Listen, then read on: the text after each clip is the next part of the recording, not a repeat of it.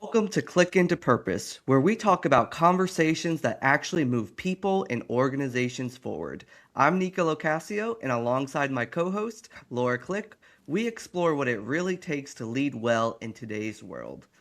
This podcast is for leaders, professionals, and anyone who wants to communicate more clearly, build trust, and lead with intention, not just with authority. Each episode will break down real life scenarios, share practical strategies, and give you tools you can actually use, whether you're leading a team, an organization, or just navigating tough conversations in your own life. Today, we're going to be talking about change management. So, if you're ready to navigate change more effectively, let's click into it. So, I'll begin by asking Lara if you can share a time in your personal life where a change actually worked really well and what made it successful. Yeah, thanks, Nico. And I really thought about this. Do I talk about something really big or something day to day? And, as I think through change, I think that sometimes we kind of overqualify and we look at that big picture too much. So I'm going to talk about a little change I made that had a huge difference. And that is, I am the cook in my house. I love to cook. I'm Italian as my background. So I cook all the time and I adore it. What I didn't adore is that in my kitchen, I have tons of storage, but it felt like all of my drawers had turned into junk drawers. I would reach in for a spatula and I couldn't find it, or a whisk and it was in the wrong place. Part of that is because my husband unloads the dishwasher, but we won't go there. I recognized that I had a systems problem. I needed to organize my drawers and actually get my junk drawers down to just one. And so that's an example of a change, and I mapped it out and I completely reconfigured my doors. I had fun on Amazon and got all sorts of little organizational things. And then that change was so successful, I went nuts. And now my bathroom is completely organized with all my little pieces, and my closet that has all my supplies in it perfectly organized, and my pantry even has special spaces. So that's an example of a small change that ended up rippling through my entire household, and now I know where everything is. So I'm going to swing that conversation right back on you. What's an example of a change you've made in your personal life that's had Yeah. difference that has rippled through your life? Yeah, and I need that myself, Laura. I am not organized, so that's going to be my next change is be more organized. For me, I know on the last episode I talked, a lot about healthy eating and exercise, so a little bit different. For me, an easy change for me that I did was walking. And so what's really cool about where I live in a condo is I'm on the water and there's this beautiful pathway and it's a mile long to the end point and back to my apartment. So what I like to do, I do this 5 days a week, and it usually takes me about 20 to 30 minutes to walk it, is I walk there and back. And it's just a good way, one, for exercise, and two, to get out of the house. Being a business owner is very stressful. And so this is how I found was a great way to not only manage stress, but also get some exercise in and get in the sun and walk a little bit. And so I wasn't really doing that much. I found myself working inside and not really going out and doing Uber Eats, and it was just not healthy. And so this is kind of my way of being more healthy.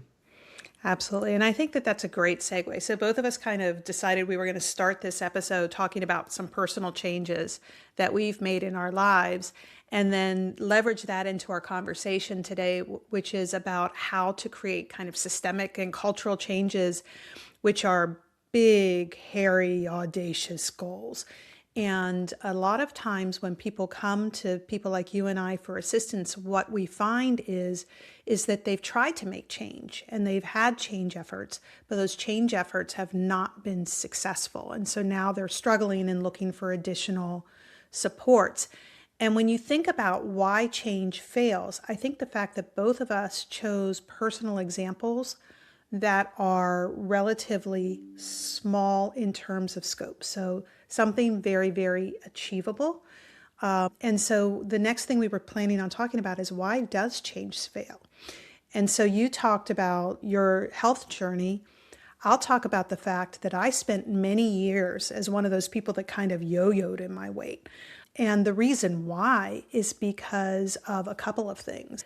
Why does change fail? The first reason that change fails, in my view, is that you make the goal too big Yep. and you make it unattainable. And so, if I would say that I wanted to go from my current state to some unachievable state, that felt overwhelming and I would stop trying. So that's an example to me of one of the reasons that change fails is that you have to make that goal attainable. What's a thought you have on one of the reasons that change fails?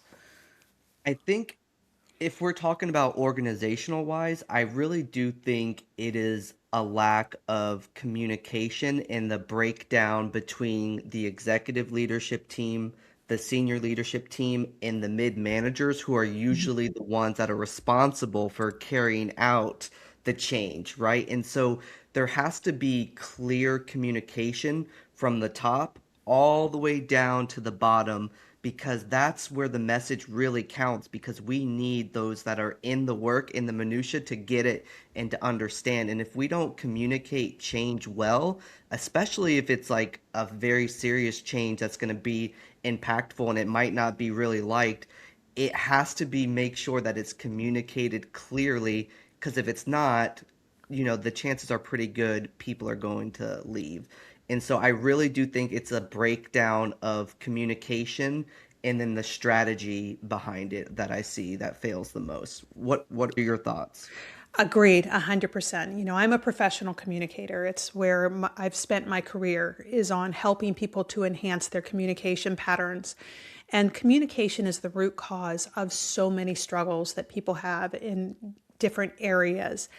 I do think that when you look at change communication, there are a couple of critical things. One critical thing is right message for the right audience. Yep. So if you're having a conversation with a board member, you're probably going to talk about things like the financial impacts, the ROI, looking at those big picture elements of why. But if you're talking to a frontline team member, that's not what they want to hear. So making sure that your message is directed at the right audience that you're speaking to, I think is a critical factor. Another thing that I think is a critical factor, especially because I believe that a number of the people that listen to this program are leaders, is you have to be very cautious of the hypocrisy factor. Yep. And so there is absolutely nothing worse, and that seems to be a theme we talk about in these sessions, than a leader who says one thing and does something differently. When you're looking at a change organizationally, and it's a major systemic change, leaders have to actually build into their plan for success an approach to make sure that they have an opportunity to go close to the front line and model the behaviors they're asking other people to do. And the second they say or do something that is misaligned with the messaging, they've erased the entire message. And I think that that's one of the reasons that change fails, is that people here do this and they see someone doing something different. And so that's a real barrier to successful change. I 100% agree. And Laura, while you were speaking, it kind of brought another question into my mind because this has happened as a leader.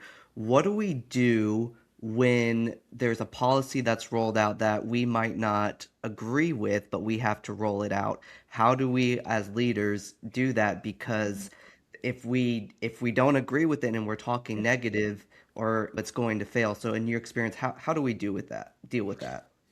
Well, one thing is we have to look at our language. Yeah. So as soon as we say anything that is approaching they made us, Yep. administration said, well, the new reg makes us, whatever that is, where that language becomes a blaming language, that's problematic. And as a leader, you should be able to have the emotional intelligence to separate yourself from your personal feelings. Now, I'm not saying that you can't, behind closed doors with someone who's making a change, advocate, express your concerns. And that's a pod we probably should do sometime, is Yeah. how to disagree with someone in a way that they'll hear you, because that's a tough skill set. And behind that closed door, you go for it. You have those conversations about, I'm concerned about this. Have we considered? Have we thought through? But the second you go out and you're in front of something, they didn't make you do anything. We have decided that this is the best thing to do for our organization. And if you can't explain why it's the best thing, then you need to understand better. And so you as a leader have to take the responsibility to say, I need to understand this more. Yeah. And kind of going along with what you said is never saying corporate is making us do it. Yeah. Corporate said this, like assigning blame. You have to take ownership as if this is the policy that you created, even if you don't agree with it, because you're not going to get buy-in if you're saying, "Oh, corporate's making us do this." So you Right. have to come at it with authority, like this is the policy you created, you're doing to get buy-in with your team. And so, oh, did you have another thought, Laura, Yeah, I with was that? going to just say, and you have to explain the why. Explain the The why. deep why. I used to call them red light, yellow light, green light rules. So red light rules are the things I'm going to stop you from doing it. This is, I'll use a healthcare example. We were not going to allow a patient to smoke in bed. Okay, that was a red light rule. Why? Well, you could explain the why, because you'll set fire and people will die, right? Pretty straightforward. I am going to physically stop you from doing that. And then you had green light rules.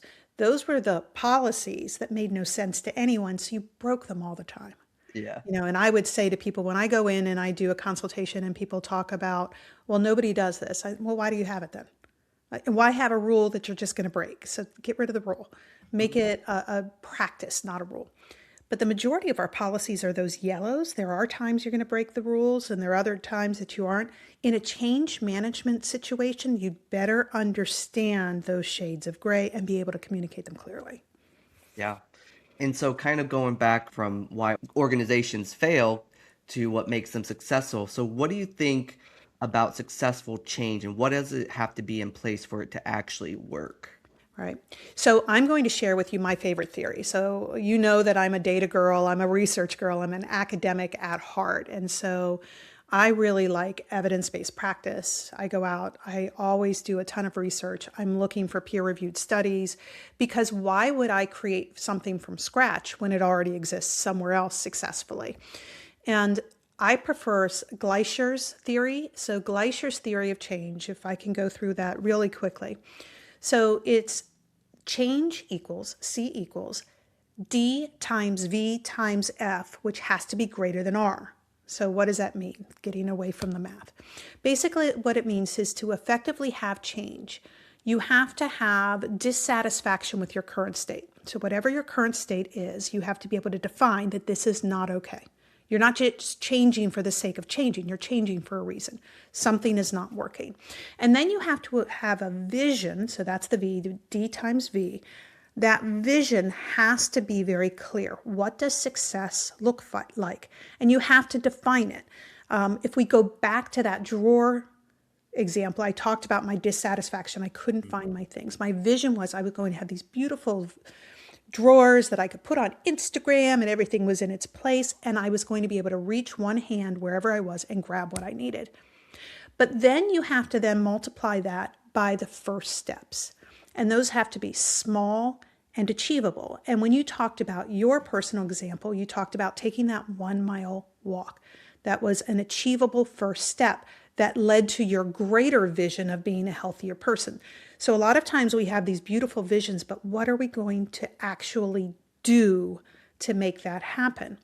And those multiplied forces, and I think it's interesting that the theory, you have to multiply those. So think about that from a mathematical perspective. You have this amplified impact to be able to be greater than R. And R stands for resistance. Because remember Newton's first law that an object at rest will stay at rest and an object in motion will stay in motion. It's basic physics. A person who is doing something one way will want to stay at that status quo. There will always be resistance to changing the status quo. So D times V times F has to be greater than the R because the R is so powerful. So that's kind of an example of a successful way to create not just change, but change that sustains, which is another topic we should probably hit on in a little bit. Yeah. So tell me, how would that work? How would you implement this framework with your consulting business if you were meeting with an organization that was trying to implement change? What would that look like? Sure. So here's an example of change. So one of the things I really specialize in conflict and conflict management. And so if you had an organization who was trying to move from a destructive conflict framework, so they're having people either stay silent or having really aggressive change conversations at a table. It's interesting. I was actually talking to my cousin yesterday, who's a project manager for a large company, and she's going through a major IT change with a group of work units. And she was talking about what it's like in that room. And I said, well, it sounds like you have some destructive conflict going on.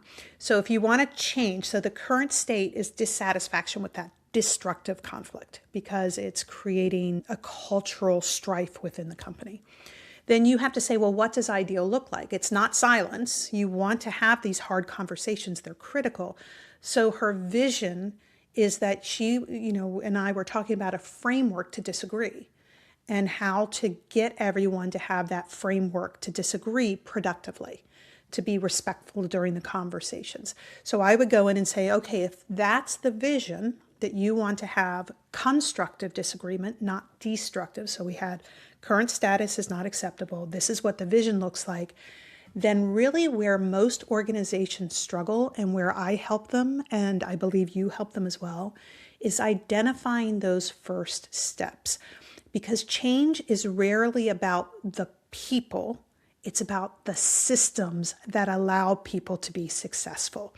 So in a consulting dialogue, we talk about how do you get from status quo to vision? You have to take those first steps. Is that we are all going to sit in a room for 4 hours collaboratively and have a group conversation and training about how we have conflict. And then you know what? As a group, we're going to practice it together. And Hmm. then we're going to model that behavior. And the next step is going to be that we're going to shadow one another with an accountability partner to give us feedback. So, Yep. what the consultant really helps people to do is define current status, define the vision, and then help organizations with those first steps, which are achievable and attainable. And through that, you're also a little bit of a cheerleader in chief, right? I mean, that's part of our job. We're either the person from out of town with the PowerPoint you can yell at, or the ones helping us have the party to get, that launch going. And through that, we can help you overcome the resistance. And then we coach them. I mean, that's a big part of a consultant's role is to coach.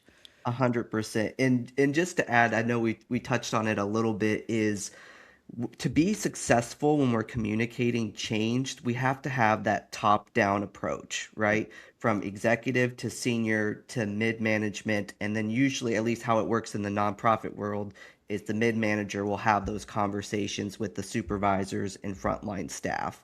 And so I think you made a great point is communicating the why. A lot of times when we're trying to implement change, we don't do a great job at communicating the why. And so we have to make sure we're doing that clearly so that everyone understands. And then lastly, I think it's so important that a member of the executive leadership team or the senior leadership team needs to be in those conversations, because what I have seen is sometimes they can throw that mid manager under the bus, especially if it's an unpopular policy, and then they take on all these questions and it destroys the culture. And so I think it's also super important, especially with an important change, to have an executive leader or senior leader in those meetings as well. So when I work with companies, it's actually a part of the scope of services when I go through those dialogues that it has to be a senior level leader that at least introduces the day. Yep. And it's so critically important. So, other leaders, we talk about the role of a senior leader. What about other leaders? What is that role of the leader from your perspective? I know I have some opinions on that, but what does a leader do to help shepherd that change? I think, well, one you've already mentioned is support. You have to support your team, support the supervisors, because they're also going to have to get buy-in as well. They have to buy in and get it with their team, because if you don't explain the why to the supervisors, then they're going to go complain to their staff and say, oh, corporate's making us do this. And so we have to get buy-in for the supervisors, and likewise the mid managers need to be in those meetings to make sure that it's being communicated and we're supporting the supervisors. And so we have to support our leaders through change, because at least in my world, a lot of them, this might be their first time in leadership, or they're learning leadership, and so they might not necessarily have those tools, or they might not think it's a big deal to say corporate's making me do this, or my boss is saying I have to do this. So making sure along with the why is kind of walking them through the process and how it should be communicated. What are your thoughts on it? First of all, agree 100%. And we've talked before about one of the investments that companies don't make that costs them dearly down the road is the investment in their leaders and helping their leaders through some of those struggles, especially as a new leader. And so having that common language and making sure that you're expressing the why is critically important. I kind of jokingly mentioned the cheerleader in chief, but I think that's a critical role as well. You have to stay positive, and it's going to be very hard some days to stay positive. And I used to tell the people that reported to me, if you can't stay positive, stay in your office. Yep. Because a leader is not allowed to have a bad day. And that doesn't sound fair, but it's real. People can tell what kind of day you have as a leader based on how you walk into the office. And you'll watch it. Those of you who are leaders that are listening to this, think about it. When do people avoid you? If you've had a rough Stress. commute to the office or something like that, they leave you alone because you're scary now. You're no longer creating psychological safety. You're creating risk for people. And so making sure as a leader that you keep that positivity and stay very much attached to your team that way, I think is important. Yeah, not coming into the meeting stressed, or because they can tell. I'm sure you've been there too, where you might have to take a few deep breaths and get yourself composed, because you don't want to go into those meetings appearing like you're stressed or there's a lot going on, because your team's going to catch on and they're going to be stressed. Same with emails. How many times have we got an email Mhm. that really frustrated us and we started to respond and said, "Okay, I need to pause, take a break, and come back to this Yeah. email." And it can be hard, right? I can never play poker. I would lose so desperately. I've got one of those faces that you can see everything I'm thinking. So it takes a lot of conscious work. You have to find your face, which is Yeah, your neutral face, and train yourself to put it in there so people yeah, can't read that reaction. exactly. So why is it though that you think resistance is such a natural part of change, and how should this be handled? Right. So I think it's a couple of things. The first is I think that most team members, you think about kind of the individuals, your direct contributors' roles in these things. And so many of those teams have seen change done poorly Yeah. that they're just going to wait it out. This too shall pass. I mean, that's a phrase. It makes me crazy, but I've heard it so many times. Oh, it's just another fad. Or I actually really don't like calling things initiatives. Initiative implies that you have a start and an end point. Instead, what you need to do is we need to talk about we're having a transformation. It's not an initiative, it's a transformation, because your team will pick up on little nuances like that. And I think that the other reason that you meet such resistance, other than people have kind of been burned in the past, is if you don't involve them in the design. Yeah. So we mentioned those first steps, and that's what you and I can be very valuable, is bring that external viewpoint into the conversation. And we see things like, ooh, how did you involve your front line in this? How did you involve your customer in this conversation? How did you make sure that they've had an opportunity to identify potential gaps in this plan? And so I think that those are the main reasons. The been there, done that. The I wasn't involved and you didn't listen to me, and I'm the one that knows this process best. And then you have a small portion of people that just are retired while on duty. I used to call those RWADs. They're collecting a paycheck, but they have long retired from your organization. And then you need to look in a mirror and figure out what's going on within your organization for that situation. What are your I thoughts on that? I totally agree. The only thing I would add is I feel like some people just don't like change. A lot of us don't like change. We're used to our daily schedules. We might go to the same coffee place every day, and if that place is closed, we have to go to another one. So I think a lot of people also don't like change, even if it's a good change. And that's why Mhm. it goes back to communicating the why we're doing this, the benefit it will have to the organization and to the individual. And so I think that's so super important when we're talking about resistance. Yeah.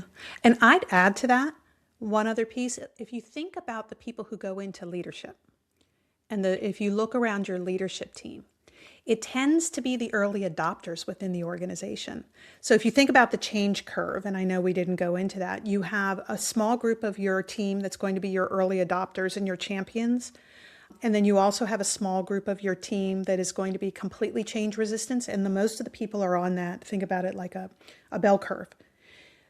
A lot of your leaders are early adopters. And so they are people who are predisposed to be change open rather than change adverse. And remember, your team is not necessarily the same personality that you are. I have a great colleague, and actually, I know that you and I are identifying whether or not she'll join us next month, and I think that she will be able to join us, who specializes in exactly that. Things like how do you pull that frontline employee's voice into the conversation? How do you fully hear their concerns? And then embed the new systems and processes in a way that it's going to be effective. And then the other thing that I said we probably should come back to is and sustainable, which is a whole different dialogue. Because if you have an initiative, that's probably not sustained because people go check off the to-do list and then they move on to the next project and you lose your traction, and that change goes away, and then you have to repeat it and repeat it and repeat it, which burns out your team. If it's a transformation rather than an initiative, and that's one of the things that Tony talks about, is that is something where you're building in the sustainability as a part of the conversation. 100%, Laura. And I actually just presented at a workforce development conference where I talked about growing leaders and identifying succession planning. And when we're doing this, we're looking beyond performance, right? We're looking at behaviors. And one of those behaviors I had mentioned is change. We should not be promoting people that don't have that ability to accept change and deal with change, especially I'm sure in healthcare and in my world as well, because you're going to have change. It's just part of the beast. And so if you can't handle change as a leader, you're not going to be successful. 100% agree with you on that. And the other thing is that if you think about that leader who's your cheerleader in chief and is helping through people through that change, their ability to identify what are people going to stop doing as they start doing what you're asking them to do differently. If you just pile on, then people are going to resist change because they're overloaded. So Yeah. that's the other piece. And that's usually when you have leaders that get change resistant in their career. I always say, okay, then let's look at what's going on in your life. Is this a survival instinct for you? So, as a senior leader, if you have a leader that seems to be change adverse over something, first of all, ask them why. We've talked about the 5 whys. Why? So that you can fully understand, because you're coming from a place of understanding and not judgment. But dig deeper, and you'll find someone who's working 12-hour days. And they're saying, oh my God, I don't think I can handle one more thing. Yeah. So could you share a professional example now where you saw change done really well and what made it successful? So I'm going to go into the Wayback Machine a little bit on my answer for this, if you don't mind. So way back, 8 years ago, is when organizations, large organizations, first put into place something called service standards. So we began to define very clearly how we expected our team to interact with everyone in the workplace, whether it was a patient or a family or a colleague. And so my organization was going to be putting into place brand new service standards. And for those service standards, we were using a framework out of hospitality. And we were a large organization, and I had to train 7,000 people at roughly the same time on these service standards. And so, so we were dissatisfied with our current state. We did not have responses from our team or our patients that we had a compassionate and collaborative environment. Our vision was to be one of the best in the country when it came to how we treated one another. We wanted you to be able to know you are in our organization without ever seeing a sign on the wall. And that came directly from our CEO. And so the first steps in those, we had to define all those service standards. We had to co-design them with our team. But then the big change was when we trained all 7,000 of those people. We did it in 1 week.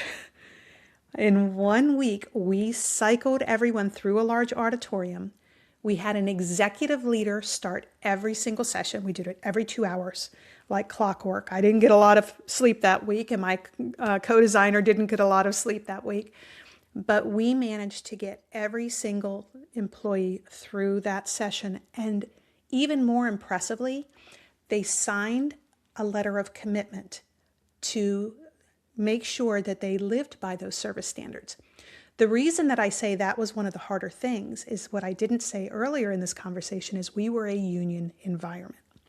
And anyone who has ever led people in a union environment knows that the union doesn't like frontline employees to sign anything without the union sitting at the table with them. And so we were a little concerned about that.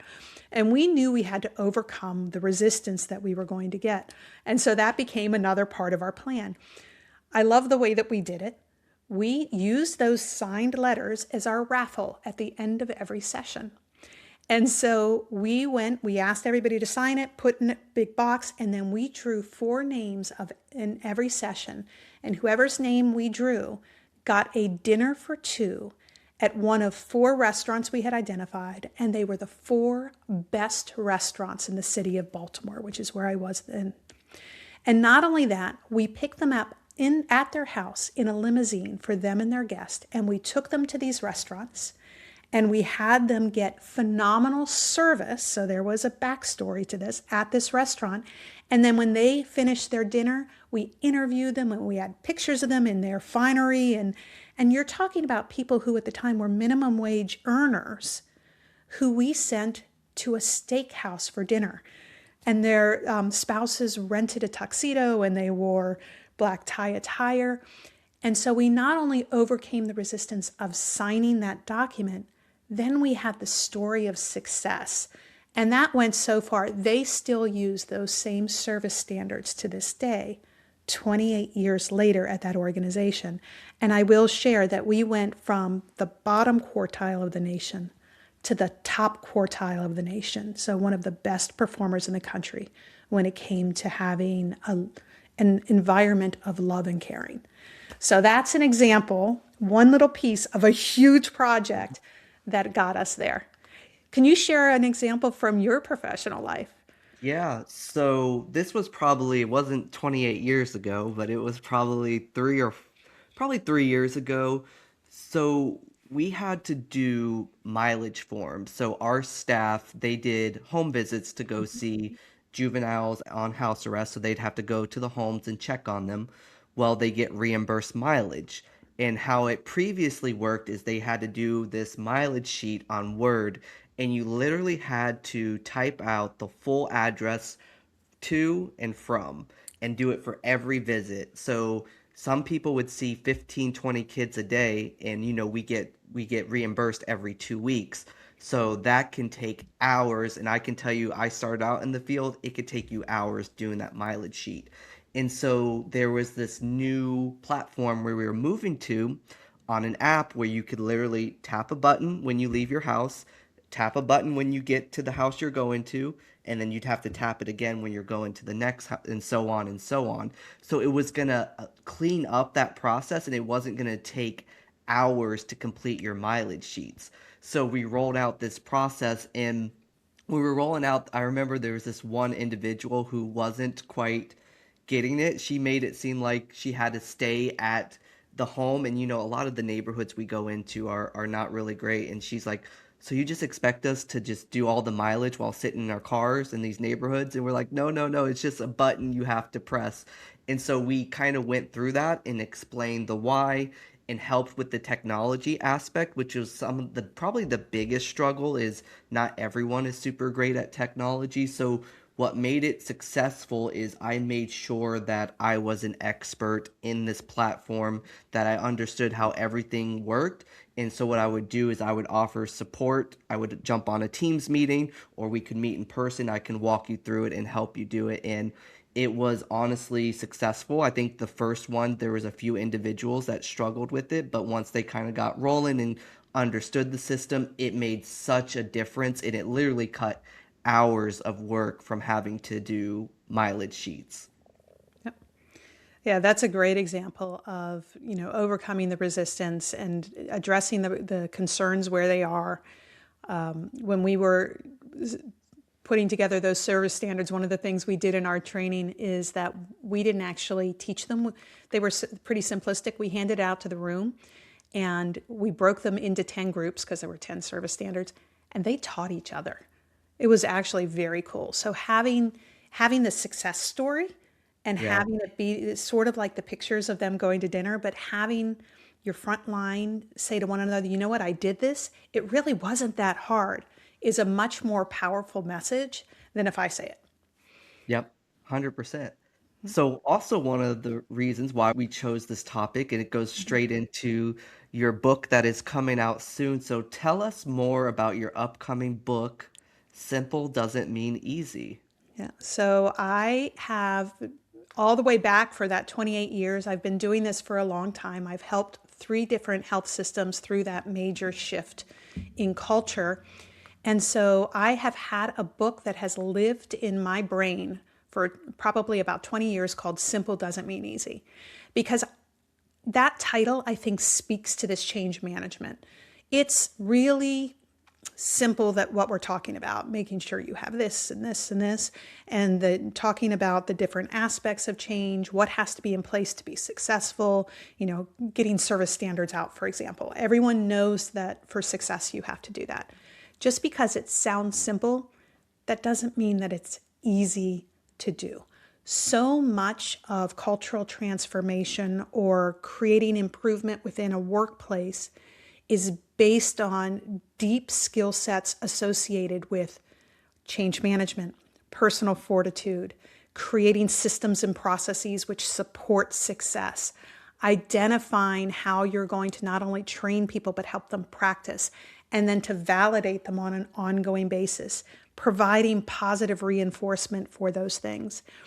And since it's something that I have been able to do successfully, I thought, why not share? So the book that I wrote, the first third of it, gets a little geeky because it's for the leader who's going to be implementing the change.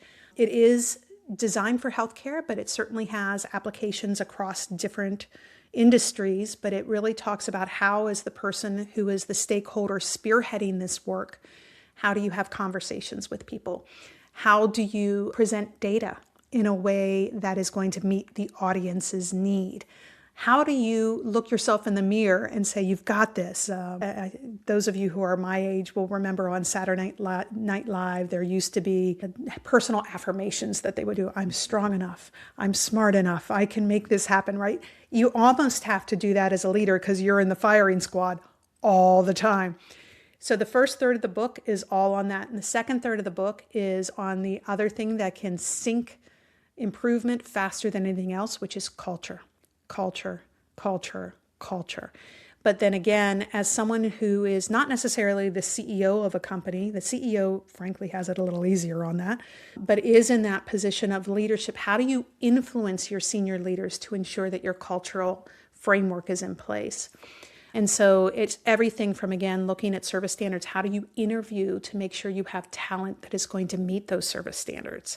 Hmm. You can train for task. You can't train for heart.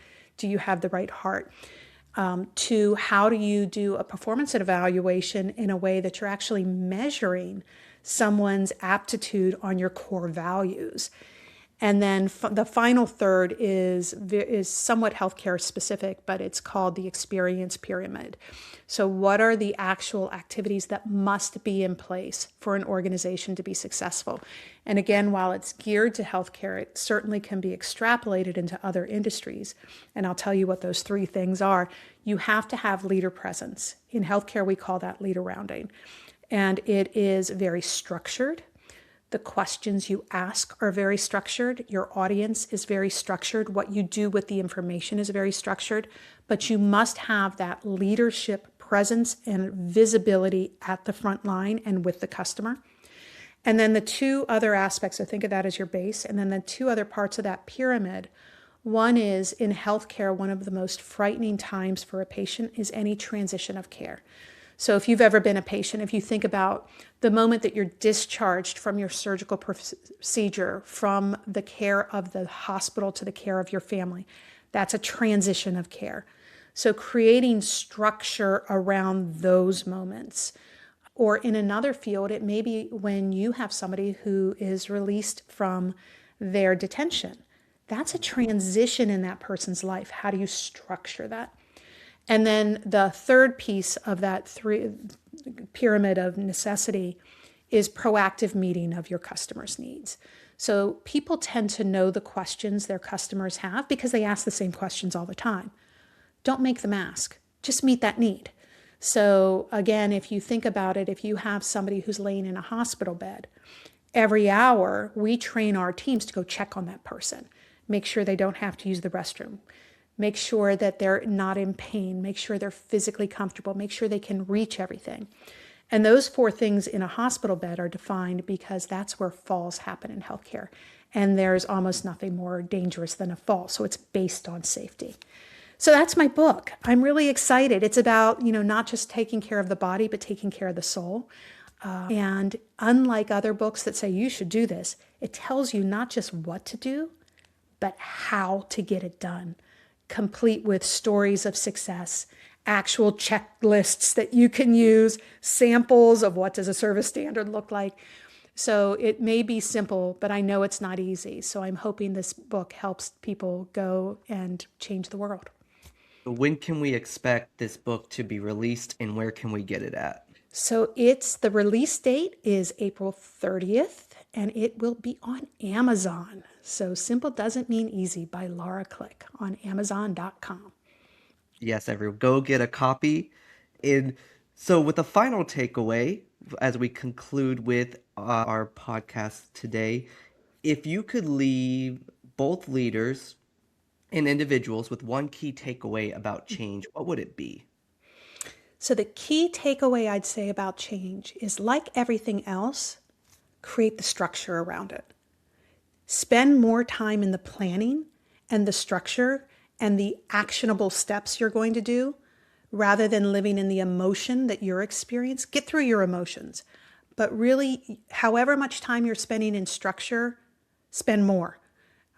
Build in your communication plan, build in your walking rounds, build in how you're going to model the behaviors, because whatever you think is enough, it's probably not. Do more. I would say don't assume leaders know how to communicate change. Don't assume, that's again going back to why it fails, Yep. assuming fails. So there's the thought of having the meeting before the meeting. So meeting with the leaders and explaining the change, explaining the why, and walking them through that process so they can be successful. And then again, joining them on the meeting if there is any resistance to also support the leader in those meetings as well. 100%. So those of you who are watching, Nicco and I are going to put some links in the description of this podcast that will provide you with additional information on Gleicher's theory, a couple of articles that we've both written on change and change management and communication of change. We hope that you will provide us with your stories. Take a moment and comment and make sure that you give us feedback on any information that you'd like to hear us talk about in the future. I think that learning from one another is one of the most important things that a leader can do. 100%. So, so we thank you so much for your time and attention. We will also have links to all of our different socials, whether it's Substack or LinkedIn or our websites, as you take a look down below. We ask you to please share this podcast with someone that you think may get value out of our conversation. We want to provide you with this feedback to make it useful for you. Likewise, if you could go ahead and give us either a like or a 5-star, depending on your framework that you're watching this on, we very much appreciate it. And we hope that you'll join us next month when we bring in our very first guest and transition to our new format where you won't just hear the two of us, but we'll hear from people like you. And so if you're interested in participating, let us know, because we'd love to continue this dialogue on how we can make the world better for other people.